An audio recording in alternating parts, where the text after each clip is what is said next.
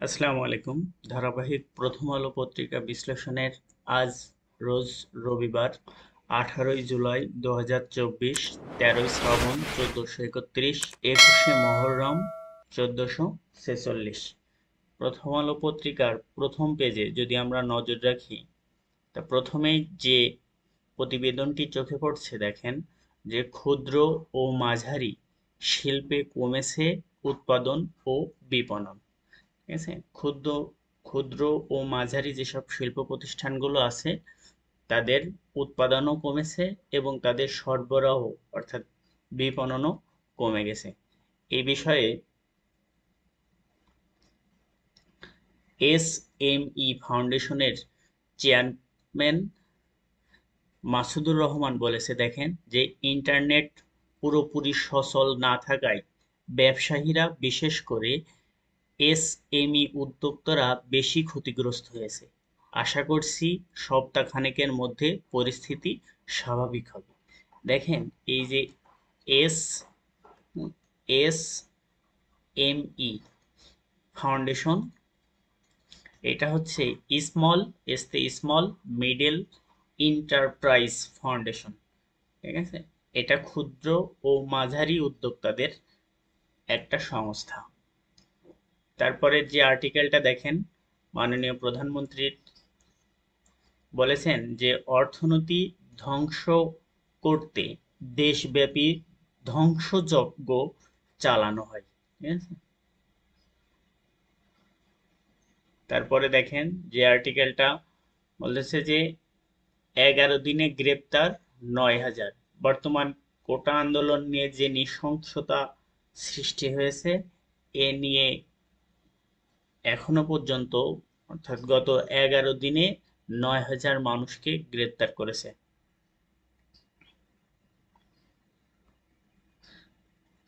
দেখেন আর একটা আর্টিকেল, একজন ফোন ধরে বলল আপনার ছেলে মরে গেছে।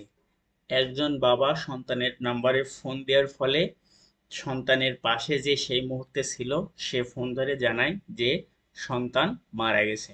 আর্টিকেলের আরেকটু ভিতরে যদি পড়ি যে একজন আমার ছেলের ফোনটা ধরে বলল আপনার ছেলে মারা গেছে, তারপর সন্দ্বীপ থেকে উত্তল সাগর পাড়ি দিয়ে কেমনে ঢাকায় আসি নিজেও বলতে পারবো না।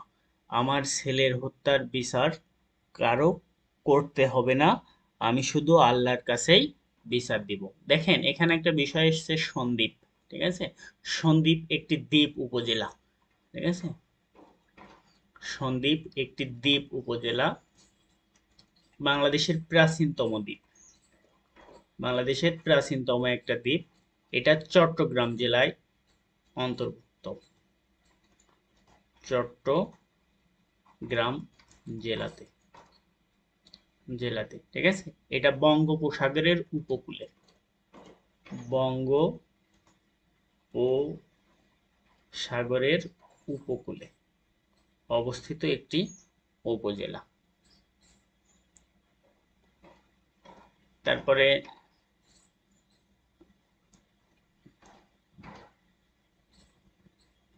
যদি আমরা আরেকটু নিচে আসি দেখেন নিহতদের তালিকা প্রকাশের দাবি বিভিন্ন দলের। ঠিক আছে, কোটা আন্দোলনে যেসব শিক্ষার্থী সহ অন্যান্যরা মারা গেছে তাদের তালিকা প্রকাশ করার জন্য সরকারের কাছে দাবি জানিয়েছে দেখেন বাম গণতান্ত্রিক জোট। ঠিক আছে, এই বাম, ঠিক আছে, এই বাম রাজনীতি বা বাম শব্দটা এসছে আপনার উদাসনীতিবাদ।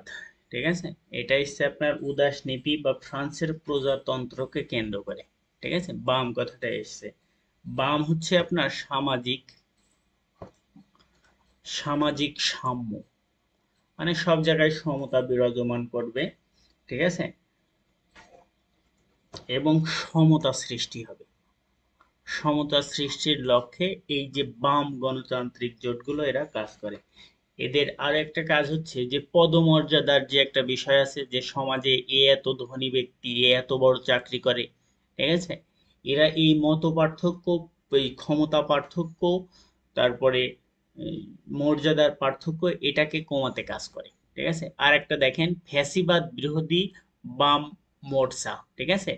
এই যে কিছুদিন আগে বাংলাদেশে দ্বাদশ, ঠিক আছে, দ্বাদশ জাতীয় সংসদ নির্বাচন অনুষ্ঠিত হয়ে গেল, ঠিক আছে। সে সংসদে 7টি রাজনৈতিক দল নিয়ে একটা ফ্যাসিবাদ বিরোধী বাম জোট অর্থাৎ মোর্চা গঠন করে, ঠিক আছে। এই ফ্যাসিবাদ, ফ্যাসিবাদ হচ্ছে একটা ইটালিয়ান শব্দ, ঠিক আছে। ফ্যাসিবাদ হচ্ছে ইটালিয়ান শব্দ, ইতালিয়ান শব্দ, ঠিক আছে। এর অর্থ হচ্ছে আপনার লাঠির বান্ডেল, ঠিক আছে।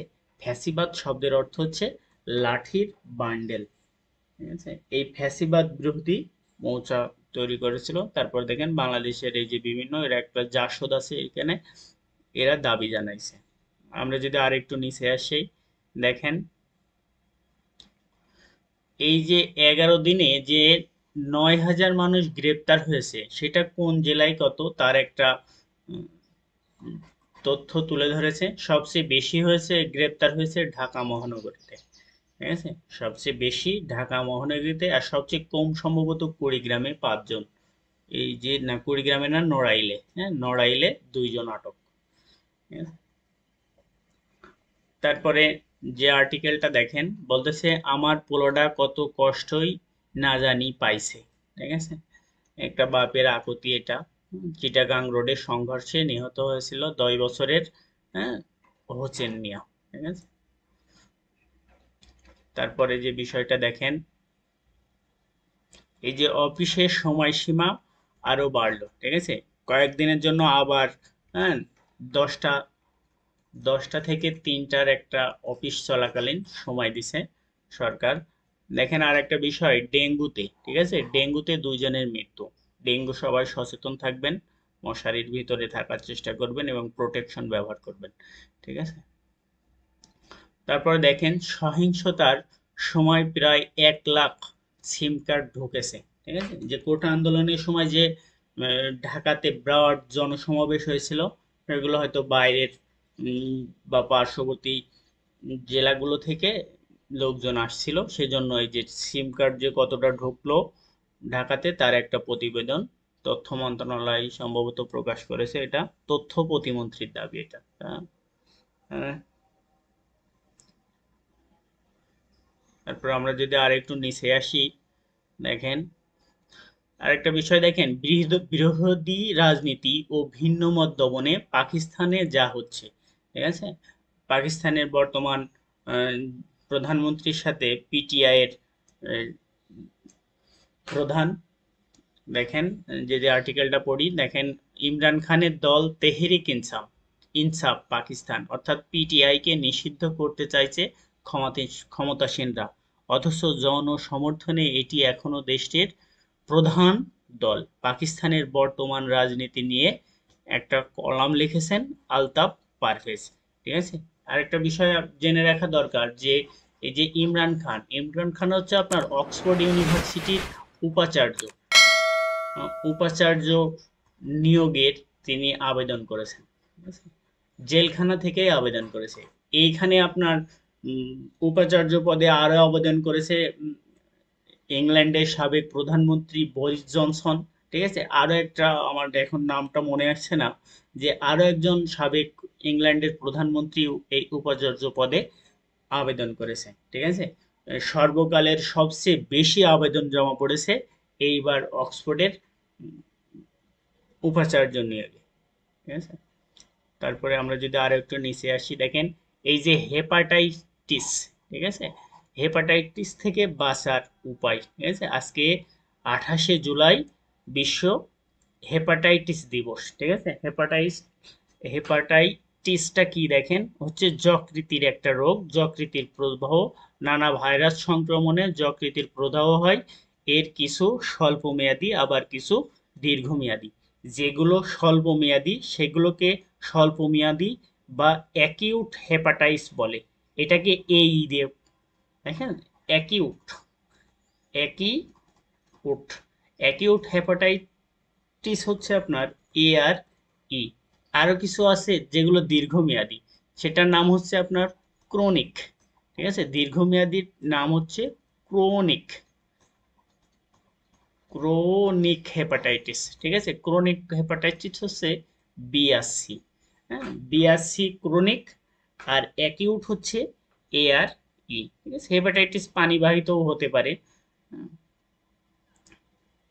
আমরা যদি আরেকটু নিচে আসি,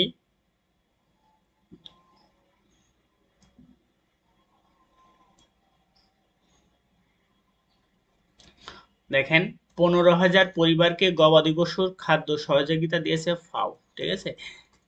FAO, food and agriculture, food and agricultural organisation, ঠিক আছে। ফুড অ্যান্ড এগ্রিকালচার অর্গানাইজেশন এটা হচ্ছে জাতিসংঘের একটা অঙ্গ সংস্থান, যার সদস্য, ঠিক আছে। এর মেম্বার হচ্ছে 195টি, যার ভিতরে 194টি দেশ ও একটি সংস্থা, ইউরোপীয় ইউনিয়ন। এটা প্রতিষ্ঠিত হয়েছিল আপনার ফাউন্ডেড 16ই অক্টোবর, 16ই অক্টোবর 1945। তাহলে প্রতিষ্ঠাকাল হচ্ছে 16ই অক্টোবর 1945। ফাও এর হেডকোয়ার্টার, ঠিক আছে। ফাও এর হেডকোয়ার্টার হচ্ছে রোমে, রোম, ইটালি, ঠিক আছে। আরেকটা জিনিস মনে রাখবেন যে খাদ্য সংক্রান্ত যে সকল রাজনীতিক সরি সংস্থা, রাজনৈতিক না, বিশ্বব্যাপী যেসব সংস্থাগুলো আছে তার অধিকাংশরই হেডকোয়ার্টার রোমে, ঠিক আছে। আমরা যদি আরেকটু নিচে আসি, তাহলে দেখেন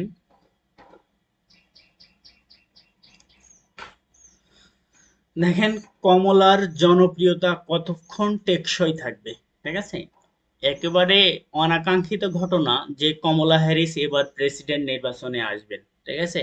গত এক সপ্তাহ আগেও জনমনে কোনো উদ্বেগ সৃষ্টি হয়নি যে কমলা হ্যারিস প্রার্থিতা পাচ্ছেন, ঠিক আছে। সেজন্য একটা বিষয় আর্টিকেল এখানে লিখেছে। তারপরে এখানে দেখেন যে বিষয়টা আরো একটা আছেন, ছাত্রদের বাঁচাতে জীবন দিয়েছেন যে শিক্ষক, ঠিক আছে। এখানে সৈয়দ মোহাম্মদ শামসুজ্জোহা স্যারের যে ছবিটা দেখতে পাচ্ছি আমরা, দেখেন 1969 সালের, হ্যাঁ, গণ অভ্যুত্থানের 18ই ফেব্রুয়ারি পাকিস্তান বাহিনীর হাতে শহীদ হন, ঠিক আছে। এই সৈয়দ মোহাম্মদ শামসুজ্জোহা, ঠিক আছে। শামসুজ্জোহা তিনি হচ্ছে রাজশাহী ইউনিভার্সিটির আহ, অধ্যাপক ছিলেন, রাজশাহী ইউনিভার্সিটির অধ্যাপক ছিলেন, ঠিক আছে। আমরা যদি একটু তার বৃত্তান্তটা পড়ি যে আর্টিকেলে, দেখেন বাংলাদেশের স্বাধীনতা সংগ্রামের পরিপ্রেক্ষিতে 18ই ফেব্রুয়ারি তারিখটি বেশ গুরুত্ব বহন করেন। রাজশাহী বিশ্ববিদ্যালয়ের শিক্ষার্থীদের বাঁচাতে 1969 সালে এই দিনে পাকিস্তান বাহিনীর হাতে শহীদ হন ডক্টর সৈয়দ মোহাম্মদ শামসুজ্জোহা। শামসুজ্জোহা প্রথম বিশ্ববিদ্যালয় শিক্ষক যিনি পাকিস্তান মিলিটারির হাতে শহীদ হন। তার মৃত্যু 1969-এর গণ অভ্যুত্থানকে প্রভাবিত করে এবং আইয়ুব বিরোধী আন্দোলনকে আরো কি করে, বেগবান করেন। দেখেন আমরা যে বিষয়টা আরো একটু নোট করতে পারি, দেখেন ফেব্রুয়ারিতে মানে রাজশাহী শহরে 144 জারি ছিল, ঠিক আছে। সেই জারি থাকা অবস্থায় শিক্ষার্থীরা কি করছিল, রাজপথ দখল রাখার চেষ্টা করছিল। এরই পরিপ্রেক্ষিতে নাটোরের রোডটি ব্লক করে এবং তারা শিক্ষার্থীদের উপরে, পাক হানাদার বাহিনীরা শিক্ষার্থীদের উপরে গুলি চালান। তিনি সেই সময় মিলিটারিদের বলেন, প্লিজ ডোন্ট ফায়ার, আমার ছাত্ররা এখান থেকে এখনই চলে যাবে, ঠিক আছে। শামসুজ্জোহান নিয়ে এটা লেখা স্যার। তারপরে দেখেন বাংলাদেশের এই যে 65তম 65 ম্যাথ অলিম্পিয়াডে বাংলাদেশের দুজন স্বর্ণজয়ীর ছবি, একে নাহিয়ান আর একটা হচ্ছে মনামিন জামান। দেখেন আবারও নির্দেশ, খান ইউনিস ছাড়ছেন ফিলিস্তিনিরা, হ্যাঁ। দখলদার ইসরায়েল তাদের ইচ্ছামতো বিভিন্ন ধরনের নির্যাতন চালাচ্ছে নিরীহ ফিলিস্তিনিদের উপরে। সেই বিষয়টা নিয়ে একটা আর্টিকেল, ঠিক আছে। যেখানে দেখেন আর একটু যদি সোমবার থেকে নতুন করে হামলা শুরু করার পর খান ইউনুস ছেড়েছে 1,80,000 ফিলিস্তিনি। আমরা যদি আরেকটু নিচে আসি, দেখেন জান্তা, জান্তাকে শান্তির আহ্বান, ঠিক আছে। জান্তা হচ্ছে আপনার মায়ানমারের সেনা শাসন কর্তাদেরকে বলা হয়। তারপরে আমরা যদি আরেকটু নিচে আসি,